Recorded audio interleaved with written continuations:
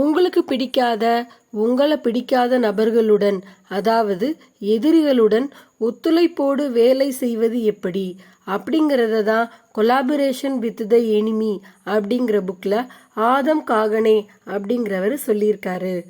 நம்ம 2 பேரும் சேர்ந்து வேலை செய்ய போகிறோம். நான் என்ன சொன்னாலும் நீ கேட்கணும், நீ என்ன சொன்னாலும் நான் கேட்பேன் அப்படின்னு அக்ரிமெண்ட்ல அவங்ககிட்ட போட முடியாது.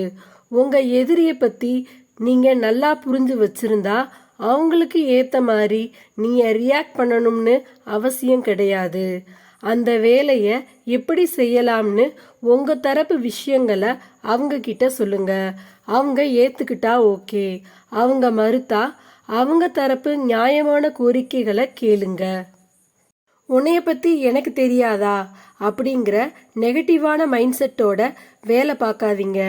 நம்ம செய்யலாம், நம்ம உருவாக்கலாம் அப்படிங்கிற ஒரு கூட்டணி மனப்பான்மையை அவருக்குள்ள உருவாக்குங்க. வெற்றியை பெறுவோம், அது நம் இருவருக்குமானது அப்படிங்கிறத உணர வைக்கவும். உங்க இருவரோட தனிப்பட்ட கருத்து வேறுபாடுகள் வேலையை பாதிக்காத வண்ணம் இருக்கணும்.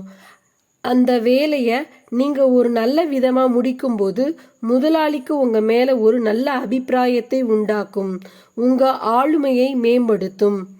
இந்த வீடியோ உங்களுக்கு பிடிச்சிருந்தா லைக் பண்ணுங்க, ஷேர் பண்ணுங்க, கமெண்ட் பண்ணுங்க. கண்டிப்பா சேனலை சப்ஸ்கிரைப் பண்ணுங்க. நன்றி.